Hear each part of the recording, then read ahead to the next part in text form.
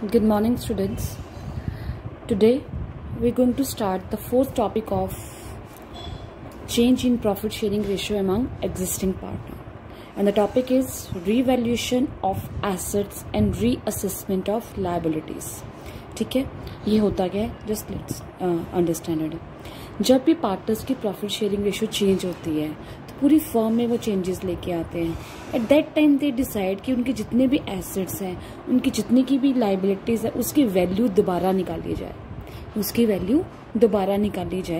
उस वैल्यू को निकालने के बाद जो भी प्रॉफिट और लॉस होगा वो पार्टनर्स में आपस में डिस्ट्रीब्यूट किया जाए कि मार्केट में एसेट की वैल्यू बढ़ी है या कम हुई है, लाइबिलिटीज की वैल्यू बढ़ी है या कम हुई है. उससे होने वाला जो भी प्रॉफिट और लॉस है पार्टनर्स आपस में ओल्ड रेशियो में डिस्ट्रीब्यूट कर लेंगे. Okay, so assets are revalued and liabilities are reassessed at the time of change in PSR. ठीक है, जब पीएसआर चेंज होती है एसेट्स को रीवैल्यू करते हैं और लाइबिलिटीज को रीअसेस करते हैं. क्योंकि कोई भी इंक्रीज और डिक्रीज होता है जो एसेट्स और लाइबिलिटीज की वैल्यू में, that should be distributed among partners in the old profit sharing ratio. क्योंकि उन्होंने जो भी काम किया है ओल्ड प्रॉफिट शेयरिंग रेशियो के हिसाब से किया है, तो उससे होने वाला जो फायदा है पीछे हुआ वो प्रॉफिट और लॉस पार्टनर्स आपस में डिस्ट्रीब्यूट करेंगे. ओके, अब ये असेसमेंट और वैल्यूएशन करते कैसे है. Okay, so for that we have to prepare one account and the name of that account is revaluation account. हमें एक अकाउंट बनाना पड़ता है, उसको बोलते हैं revaluation account. कैसे बनाते हैं, let's see. revaluation account सबसे पहले revaluation का एक दूसरा नाम है and that's called P&L adjustment account. क्या बोलते हैं उसे, P&L adjustment account भी बोलते हैं. रीवैल्यूएशन अकाउंट की नेचर क्या है. इफ़ यू रिमेंबर ग्रेड 11 में हमने 3 नेचर्स की थी, personal account, real account, nominal account. So revaluation account is a nominal account. Okay, nominally account का रूल है debit all expenses, credit all gains. Okay, revaluation account बनता कैसे है. Grade 11 में जैसे आपने प्रॉफिट एंड लॉस अकाउंट बनाया था ना, it's just exactly that. Okay, format same है. 1 debit side, credit side. Debit side में सारे एक्सपेंसेस, क्रेडिट साइड में सारी इनकम्स. ओके, जब भी एसेट्स को रीवैल्यू करोगे या लायबिलिटी को रीवैल्यू करोगे उससे होने वाला जो फायदा है वो क्रेडिट साइड पे आएगा, जो नुकसान है वो डेबिट साइड पे आएगा. ओके, टू एसेट डिक्रीज, अगर आपकी एसेट की वैल्यू डिक्रीज हो गई है मार्केट में तो ये हमें लॉस हुआ है. Yes, it is a loss to the firm, तो ये डेबिट साइड आएगा. सपोज आपकी बुक्स में मशीनरी की वैल्यू 1 लाख और मार्केट वैल्यू होगी 80,000. अब 1 लाख से 80,000 होगी, जो 20,000 का हुआ वो क्या हुआ, लॉस हुआ, एक्सपेंस हो गया. यहाँ पे हमने वो 20,000 लिखना है जो लॉस हुआ. क्लियर. बाय एसेट इंक्रीज, अगर एसेट की वैल्यू बढ़ गई 1 लाख से 1,20,000 हो गई, एसेट की वैल्यू बढ़ गई, फायदा हो गया, इंक्रीज हुआ, तो वो क्रेडिट साइड आएगा. Clear. Opposite liability, to liability increase, अगर आपकी लायबिलिटी बढ़ गई है, बोझ बर्डन बढ़ गया है, जिसको अब आपने पहले 50,000 देना था अब आपने उसको 60,000 देना है, पहले नहीं पता था. ओके, 10,000 आपकी लायबिलिटी बढ़ गई, बर्डन बढ़ गया, लॉस हो गया, that will be debit side. By liability decrease, अगर आपकी लायबिलिटी कम हो गई है, ओके, आपने किसी को 50,000 देना था, अब आपने रीवैल्यू किया, वो कहता कोई बात नहीं मैं 30,000 माफ़ कर देता हूँ. ठीक है, 30,000 उसने माफ़ कर दिया तो 30,000 आपको फ़ायदा हो गया, that will be on credit side. To unrecorded liability, जब हम हर चीज़ की रिवैल्यूएशन करने आते हैं तो हमें कोई ऐसी लायबिलिटी मिल गई जो हमने किताबों में लिखी नहीं हुई थी. अरे हमने तो उसके भी पैसे देने थे, किताबों में तो लिखा ही नहीं. द लायबिलिटी इज अनरिकॉर्डेड, वो अनरिकॉर्डेड लायबिलिटी हमारी बर्डन बन गई है, एक्सपेंस बन गया है, that will be on debit side. By unrecorded asset, ऐसे हमें कोई एसेट मिल जाता है पुराना जो हमारे काम का निकल आता है, which is very useful for us, जो हमने किताबों में रिकॉर्ड ही नहीं किया हुआ था. बैलेंस शीट में कहीं है ही नहीं वो asset, that has become a income suddenly, that will be on credit side. इन सब को करने का, ये सारा प्रोसेस करने का कोई तो काम करेगा, खर्चा आता है। अब इस प्रोसेस को करने के लिए या तो वो एक बंदा बाहर से हायर करते कि यार आके ये सारा प्रोसेस करके जा, या पार्टनर कहता है कोई बात नहीं मैं ही कर देता हूँ, ठीक है ना। पार्टनर इसको करने का पैसे लेता है, लेकिन अगर इस प्रोसेस को करने का, इस एक्सपेंसेस, इस काम का जो खर्चा आता है करने का, वो खर्चा, वो सैलरी हम पार्टनर को देते हैं, तो हमारा फर्म का क्या हो गया, नुकसान, खर्चा आया, तो एंट्री आएगी टू पार्टनर्स कैपिटल अकाउंट। अगर पार्टनर को पैसे दिए तो पार्टनर्स कैपिटल अकाउंट, अगर किसी को बाहर पैसे दिए काम करने के लिए, हमने बाहर से बंदा हायर किया और उसको बोला कि ये सारा एसेट्स की रिवैल्यूएशन और असेसमेंट करके जाओ, लायबिलिटीज की, बाहर से बंदा हायर किया और उसको हमने पैसे दिए, that's the expenses of the firm. खर्चा हो गया ना, तो वो खर्चा कहाँ आएगा, वो खर्चा आएगा डेबिट साइड।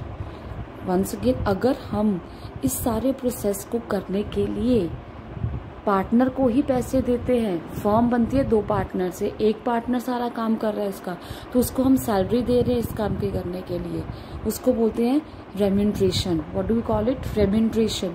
तो 2 पार्टनर्स कैपिटल अकाउंट, पार्टनर के कैपिटल अकाउंट में जाएंगी, लेकिन डेबिट साइड पे आएगी क्योंकि फर्म का खर्चा है। और अगर हम किसी को बाहर पैसे दे रहे हैं, फर्म किसी को बाहर पैसे दे रही है, तो 2 कैश आएगा एक्सपेंस। फिर इसको करेंगे हम बैलेंस। जब इसको बैलेंस किया, या हमें गेन होगा या हमें लॉस होगा। Okay, gain on revaluation, loss on revaluation. और ये गेन और लॉस पार्टनर्स आपस में डिस्ट्रीब्यूट करेंगे, एस कैपिटल, बीस कैपिटल, एस कैपिटल, बीस कैपिटल। दोनों में से एक चीज़ होगी, both things can not be at the same time. बहुत क्लियर है, या तो प्रॉफिट होगा या तो लॉस होगा, दोनों चीज़ें एक बार तो हो नहीं सकती। अब जो भी प्रॉफिट और लॉस होगा वो पार्टनर्स क्या करेंगे, पार्टनर्स आपस में डिस्ट्रीब्यूट कर लेंगे। किस रेशो में करेंगे, ओल्ड रेशो में, कि रिवैल्यूएशन करने से हमें ये फ़ायदा हुआ है या ये नुकसान हुआ है, let's come and distribute that, वो डिस्ट्रीब्यूट करेंगे। मैं आपको एग्जांपल देती हूँ कि रिवैल्यूएशन होती कैसे। जैसे बिल्डिंग की बुक वैल्यू, बैलेंस शीट में मैंने वैल्यू लिखी है 1 लाख, जब उसको रीवैल्यू करवाया तो उसकी वैल्यू आ गई 1,20,000। तो 20,000 से एसेट की वैल्यू क्या हो गई, बढ़ गई। जब एसेट की वैल्यू बढ़ गई, वो क्या हो गई हमारी इनकम, तो वो किस साइड आएगी, क्रेडिट साइड। ठीक है, आपने क्रेडिटर्स को जिसको पैसे देने थे 20,000, जब उसको रीवैल्यू किया, वो कहता नहीं 10,000 ही दो, हमारा ये हिसाब किताब हुआ था तो 10,000 तो हट चुका हुआ है, खत्म हो चुका है। तो अचानक हमें क्या हुआ, 10,000 से हमारी लायबिलिटी क्या हो गई, कम हो गई, लायबिलिटी कम हो गई, तो फायदा हो गया। Again it's income, again it will be shown on credit side.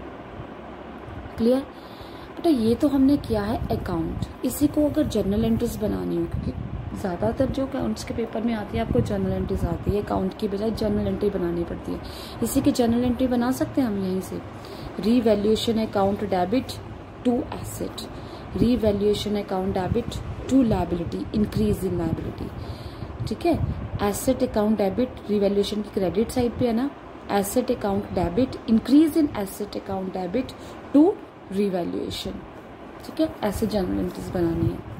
Let's see the journal entries. Increase in asset, अगर आपका एसेट बढ़ गया, एसेट बढ़ा, एसेट बढ़ता है तो हमेशा डेबिट होता है, asset account debit to revaluation. Decrease in asset, अगर आपका एसेट कम हो गया, revaluation account debit to asset, asset कम हो गया।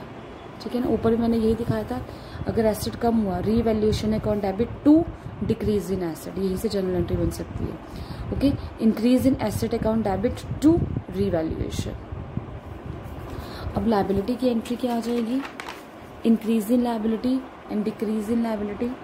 इंक्रीज इन लायबिलिटी क्या आ जाएगा, revaluation account debit to liability, liability increase हुई है तो increase in liability is always credited. Decrease in liability, आपकी लायबिलिटी कम हुई है, decrease in liability is always debited, liability account debit to revaluation account. ठीक है, अनरिकॉर्डेड एसेट, अब कोई एसेट था अनरिकॉर्डेड आ गया, एसेट बढ़ गया, एसेट बढ़ गया तो क्या करोगे, डेबिट एसेट और या unrecorded asset account debit to revaluation. Liability बढ़ गई, ठीक है, लायबिलिटी बढ़ गई, it's always credited. Revaluation account debit to unrecorded liability. जब भी आपकी लायबिलिटी बढ़ती है तो वो क्या होती है, क्रेडिट।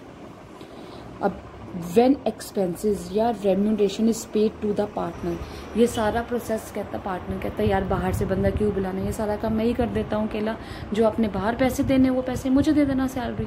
फर्म कहती है चलो कोई बात नहीं, तू सारा काम कर दे, रीवैल्यूएट कर दे, हम तुझे पैसे दे देंगे, वो सैलरी बाहर देने के बजाय हम तुझे दे देंगे। तो फर्म का क्या हो गया, खर्चा। आपको एक बात बता दूं, जब भी फर्म का खर्चा होता है रीवैल्यूएशन हमेशा डेबिट होता है। जब भी फर्म का खर्चा होता है रीवैल्यूएशन हमेशा डेबिट होता है। जब भी फर्म का फायदा होता है रीवैल्यूएशन हमेशा क्रेडिट होता है। अब जब फर्म ने पार्टनर को पैसे दिए, फर्म का तो खर्चा हुआ ना, तो रीवैल्यूएशन अकाउंट डेबिट। पार्टनर को पैसे दिए तो उसके कैपिटल अकाउंट में डाल देंगे टू कैपिटल अकाउंट। वो कैश नहीं लेगा, बोलेगा मेरे कैपिटल अकाउंट में क्रेडिट कर दो। When expenses are paid by the firm to outsider, किसी को बाहर पैसे दिए, फर्म का खर्चा हुआ है तो डेबिट हमेशा क्या होगा, रीवैल्यूएशन। डेबिट हमेशा क्या होगा, revaluation account debit to cash. लेकिन पैसे कहाँ जाएंगे, बाहर, to cash account. I hope I am clear. This is all about your revaluation account. एक बहुत इंपॉर्टेंट चीज़ बता दूं मैं रीवैल्यूएशन अकाउंट के लिए, जो लास्ट में प्रॉफिट और लॉस निकलता है ना, ठीक है, उसके लिए दो केस हो सकते हैं। जैसे मैंने आपको जनरल रिजर्व और उसके वर्कमैन कंपनसेशन रिजर्व या गुडविल के लिए बताया था ना, कि एक केस में एडजस्टमेंट एंट्री डालते हैं और एक केस में पार्टनर्स आपस में बांट लेते हैं। सेम जो रीवैल्यूएशन का प्रॉफिट या लॉस आता है उसमें भी पार्टनर्स यही करते हैं। अगर तो पार्टनर्स ये चाहते हैं कि जो भी रिवाइज्ड वैल्यू आई है, चेंज करके रीवैल्यू करके वैल्यूज आई हैं, उसको बैलेंस शीट में दिखाया जाए, बैलेंस शीट में पूरा टोटली चेंज किया जाए, ठीक है ना, तो ये एंट्री आनी है। लेकिन अगर पार्टनर चाहते हैं कि यार नहीं, क्या रीवैल्यू करना, फिर बैलेंस शीट चेंज करनी, फिर इतना प्रोसेस करना, they are just lazy persons, कि नहीं जैसे चल रही है वैसे ही रहने थे, हम बाहर ही बाहर एडजस्ट कर लेते हैं जो प्रॉफिट और लॉस हुआ। तो उसके लिए मैंने आपको पहले भी बताया था कौन सी एंट्री पड़ती है, एडजस्टमेंट एंट्री। जब पार्टनर किसी भी बैलेंस शीट को हिलाना नहीं चाहते, they want balance sheet as it is ही रहे जैसी है, तो उस केस में एडजस्टमेंट एंट्री आती है। अब यही यहाँ पे होगा, when revised value, changed values of assets and liabilities are not to be recorded. जैसे मशीन की वैल्यू थी, बुक वैल्यू 1 लाख, हमने रिवाइज्ड वैल्यू निकाली 1,20,000, 20,000 की चेंज हुई है। अब रिवाइज्ड वैल्यू कहते हैं हमने शो नहीं करनी, जो 20,000 का फायदा हुआ ना, हम एडजस्टमेंट एंट्री डालते हैं और बांट लेते हैं। बैलेंस शीट में 1 लाख का 1 रहने दो, उसको नहीं लाना यार, उसको ऐसे ही रहने दो, 1 लाख का 1 लाख रहने दो, इतना काम मत बढ़ाओ। केस 2 क्या हो सकता है, दूसरा पार्टनर कहता है नहीं, हम तो रिवाइज्ड वैल्यू ही दिखाएंगे, बैलेंस शीट नहीं बनाएंगे, will make new balance sheet with revised values। Machinery की वैल्यू 1 लाख, रिवाइज करके वैल्यू आ गई 1,20,000। वो 1 लाख नहीं दिखाते, वो 1,20,000 दिखाते हैं। अब जो 20,000 का फायदा हुआ वो बांटना तो है, पार्टनर्स आपस में बांट लेंगे, ठीक है। जैसे reserve to partners capital account, goodwill to partners capital account, सारा आपने किया था। ऐसे यहाँ पे क्या आ जाएगा, revaluation account debit to partners capital account. तो इन दोनों केसेस को आपने क्वेश्चन में ध्यान से पढ़ना है। लिखा होगा past adjustment entry, revised values are not to be recorded in the books, ये लिखा होगा, तो आपको वर्डिंग का बहुत ध्यान रखना है। अब ये जो सारा मैंने समझाया, I will explain through an example, ज़्यादा क्लियर हो जाएगा। सपोज 3 पार्टनर्स है, उनकी ओल्ड रेशियो है 5:3:2, न्यू रेशियो बनाई उन्होंने 2:3:5। उनके पास एसेट्स पड़े हैं, land and building, plant and machinery, liabilities पड़ी हैं, क्रेडिटर्स और outstanding expenses. Book value means balance sheet में उसकी वैल्यू है 5 लाख की लैंड एंड बिल्डिंग है, 2.5 लाख की प्लांट एंड मशीनरी है, क्रेडिटर 60,000 के हैं, आउटस्टैंडिंग एक्सपेंसेस भी कितने के हैं, 60,000 के हैं। अब उन्होंने किया रिवाइज्ड वैल्यू की।